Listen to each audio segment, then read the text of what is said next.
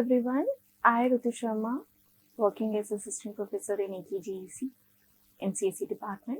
So today's topic of this lecture is Introduction to CSS.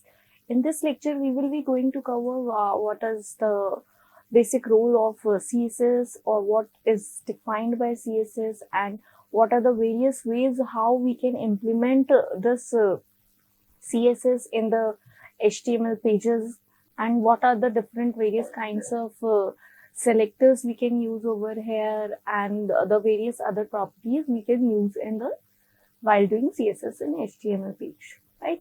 So basically, let's start. What is the objective? So what is CSS? What is the structure of CSS and how do we use CSS in the particular web page or in your web page? So when we talk about cascading style sheets, so basically it is referring to the three words, that is cascading, style and sheets. So when we talk about cascading, so it refers to the procedure that determines which style we will apply to a certain section. Suppose a page is having more than 2 or 3 sections. So which particular sections we are going to apply on which So which cascading refers to the procedure that determines which style will apply to a certain section. Suppose in a particular page we are having 2 or more sections, so we will be deciding what is the procedure that which section will look how. So when we talk about styling, so styling is that how that particular section is going to represent, like what is the color of the text, what is the background, what is the font of that particular, like we are having the tables, paragraphs, headings, anything we are talking, the certain section represents these elements, that is table, paragraphs, headings or anything which is inside the body of your web page. So what are the sheets? Sheets are the templates, or we can say it is a set of rules which is determining that how the web page will look like. Suppose in a page we are defining that it is in body we are having a paragraph and a heading. So what it will be representing, it will be representing that this is the heading. Suppose we talk about this page. So what is CSS is the heading and the content in this is the part which is inside your, suppose this is the paragraph and this comes under the another heading. All right. So the CSS altogether, when we talk, it is a styling language or a set of rules which tells browsers that how that particular web page should look like. Okay.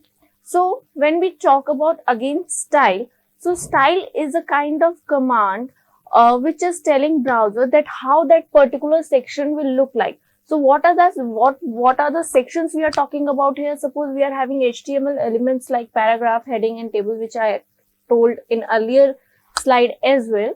So what are the rules for CSS styling? So basically it is divided into two parts.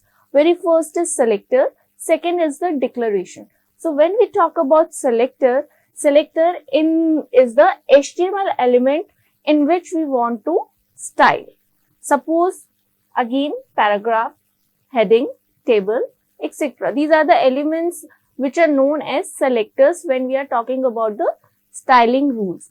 Second is declaration. Declaration is the statement of style for that particular element. Am I correct? So declaration is the statement of style for that particular element which is made up of property and the value. So in declaration, we will be defining the property and the value. How? Suppose how we will be writing selector curly braces mein declaration with the semicolon. So declaration is another further division which is into property colon value, right? So property is what expect you want to change. For example, we need to change color, font, margin, text color, background color. Likewise, and value is the exact, suppose I want to change the font. I want font into the italic.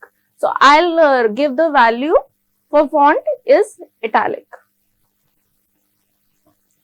So selector essentially means that the thing I want to change and the aspect of that thing I want to change or what I want it to be. So how it's going to be like, See, property is meaning that aspect of that thing I want to change, and value is what I want it to be. Correct? So it is clear property is what I want to change and value is how I want to look it. For example, I want to change the color of paragraph into yellow. Correct? So selector over here is paragraph P, property is color and the value is yellow. Am I correct? So the output will represent that this is the text in this particular paragraph. Now, I want to change the color of the link. The text color into red and the background color into yellow. So, over here we are using the multiple properties in an element.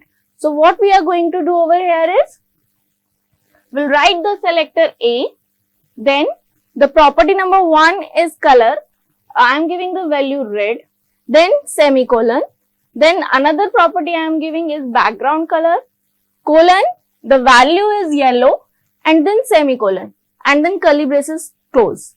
So, semicolon plays the important part when you are having multiple values or a single value. Until unless you are not putting the semicolon, it won't be giving you the desired output. So, where do we can put the styling rules? So, basic HTML pages. Okay.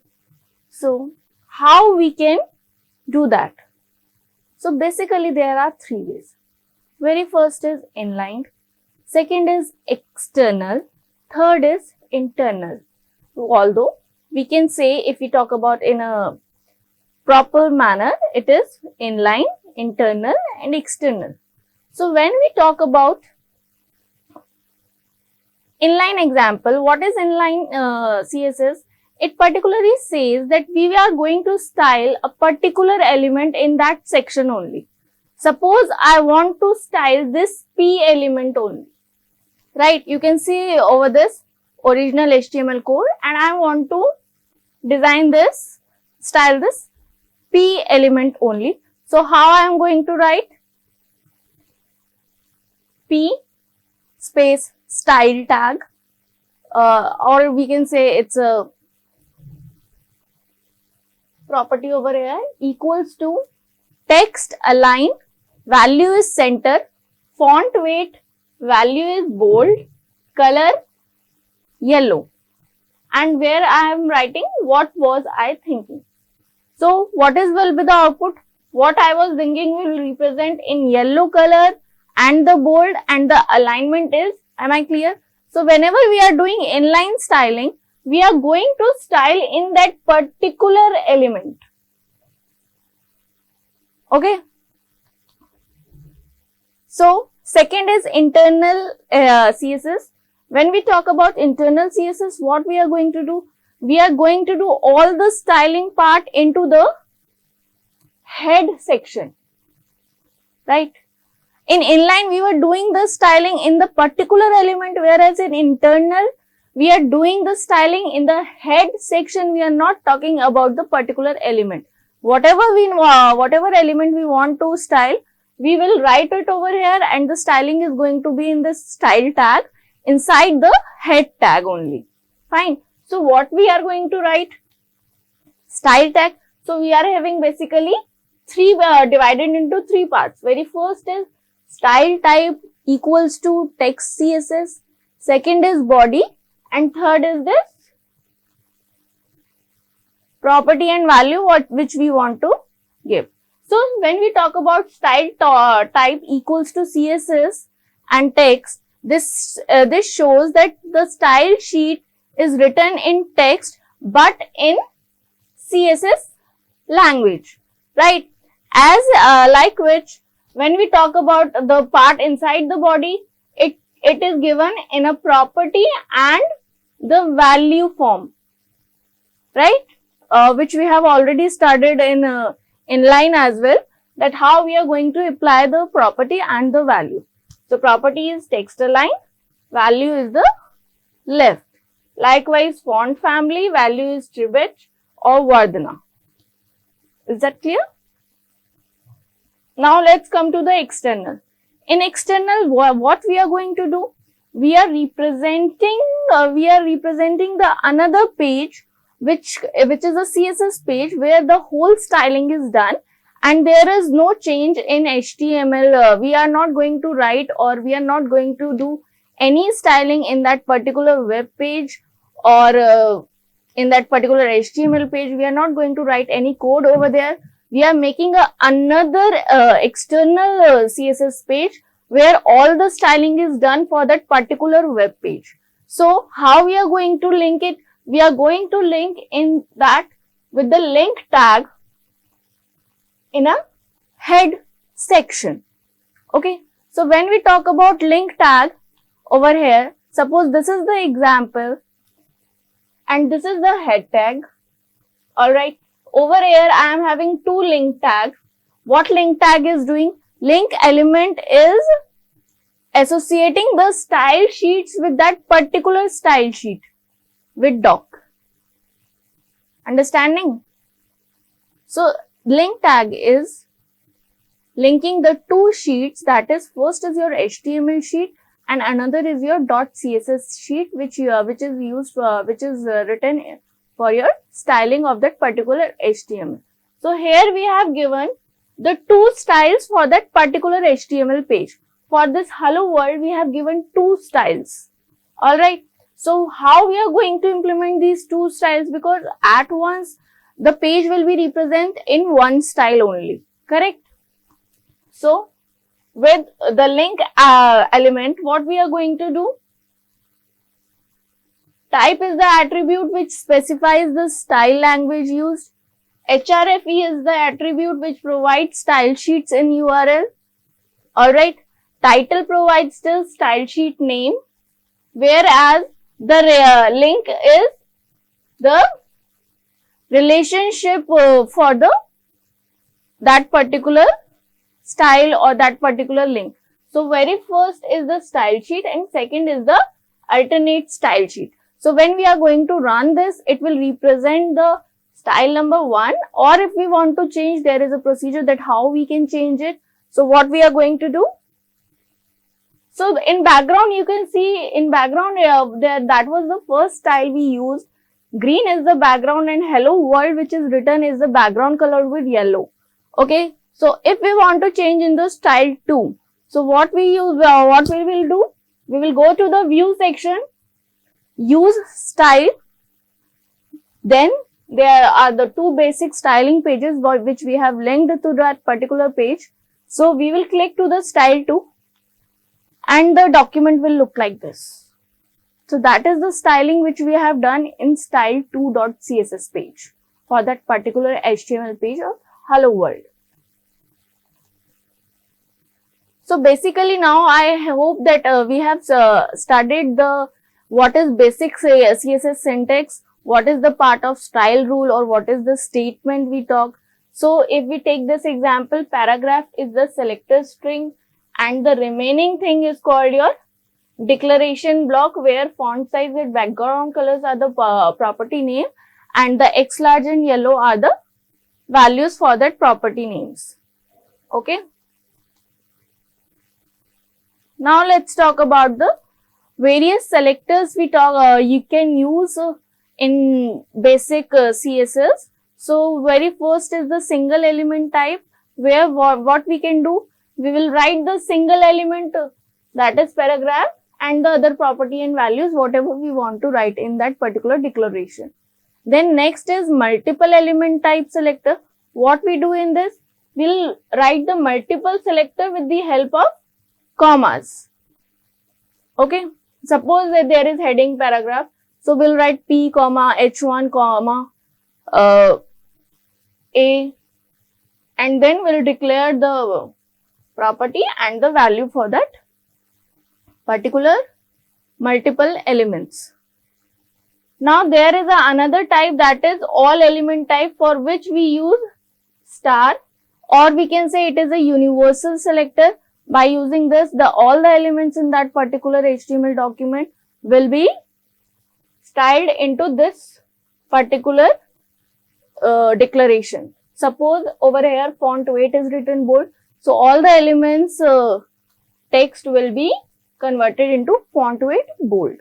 Now, specific elements by ID. Suppose we have defined IDs in the HTML pages. So, for ID we'll use the hash.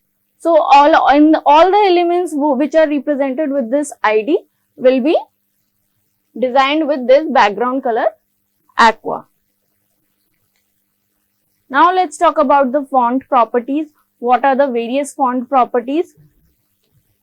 So, font is like that, what is the text area, or what are the text we want to look in the CSS. So, font properties include font style, font variant, font weight, font size, line height, or font family. So, when we talk about font style, there are basically three: normal, italic, oblique. So, if we want to style the body into italic, so we'll write body, property is font style, and the value is italic. Likewise, variant is of two types: normal, small caps.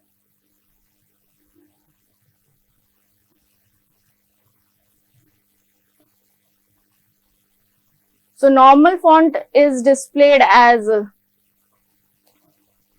is, and then in small caps, the font displays all the capitals with the lowercase into the smaller size. Suppose we are having any capital letter as well in the text you have mentioned. So, if we are styling into a small cap, so all the letters of that particular text will converted into lowercase. Weight are of 5 types: normal, bold, bolder, lighter, weighted values. So, whatever value we want to assign, will give it, that is font weight is equals to colon bold. So, weighted value ranges into different categories. So, range is from 100 to 900. If we talk about 400 comes under the normal weight, whereas 700 comes under the bold weight. Now, when talk about the font size is also into the double X small to double X large. Smaller than parent, if we are talking about smaller. If we are writing larger, then it is larger than parent. And if we are talking about percentage of the parent, then it is depends on the percentage of the parent size. So, we can give, suppose I am writing font size 20 pixels, so the X will represent into font size of 20 pixels. If we are talking about X large, it will come under the X large. If we are talking about 125% of parent, so the text will represent the size of the 120% of the parent size. Now, when we talk about font family, there are font family names like Times, Arial, Courier, Vadna, whereas generic family is serif, sans serif, monospace. So, whenever we are going to write it, it's like font family, first is family name and then the generic family. Now, let's come on to the border properties. In border properties is also specify for the styling like color and the width of that particular border. And there are different properties which we can apply, such as thickness, color, style, width, and likewise in the margin properties as well. What we are going to do, we'll define the space around the elements, how we can use negative values to overlap the content. Margins can be set independently or collectively. It can be set to the auto or a fixed length or a percentage of the total height of that particular document. Alright. So, when we talk about margin properties, in margin properties there are basically 5. First is margin, when we are talk about generalized margin. Next, margin top, margin right, margin bottom, margin left. Fine. So, when we talk about margin bottom, it's set to the auto length percentage. Auto is set by the browser. Length is fixed, whatever we define, and percentage is about the whole document percentage when we talk about. So, when we are giving H1 margin bottom, so the margin comes from the bottom side. It can be set in one declaration as well. How it can be set in one declaration? Like whenever you are writing in one declaration, it will comes under the first is top, second right, next bottom and next left. So in H1, the margin from the top will be 10 pixel, from right it will be 20, from bottom it is 30 pixel and from left it is 40 pixel. Now all margins can be set with the same. The margin which we studied on the very first number was only margin. So whenever we are talking about only margin, we'll write the margin and give the property whatever value, give the value whatever we want to give. Suppose I have given 40 pixel over here. So which means the margin from all the sides is going to be 40 pixel. So suppose it is going to be in a paired light left, top and bottom. For example, H1 margin 40 pixel 5%. So in this example, what is going to be done? How it is going to be represent? So the top and bottom margins would be 40 pixel. Okay. And the left and right margins would be 5% of the total height of the document. Okay. Now suppose we are saying that zero size margins do not need to be specified because 0 pixel, 0 point and 0 all are equivalent. For example, H1 margin 40 pixel 0, 5% 0. How this example is going to work? In this example, the top margin is going to be 40, left margin and right margin is going to be 0 and the bottom margin would be the 5% of the total height of the document. Alright, so this is the end of this lecture. I hope you understand that how CSS is applicable to the web page and what are the various types we can apply, how selectors we can implement, what are the various properties we are using in font, margin and border. And I hope you can implement it and you can work it. Thank you. If you are having any questions, you can put it in the comment section. We'll reply soon. Thank you.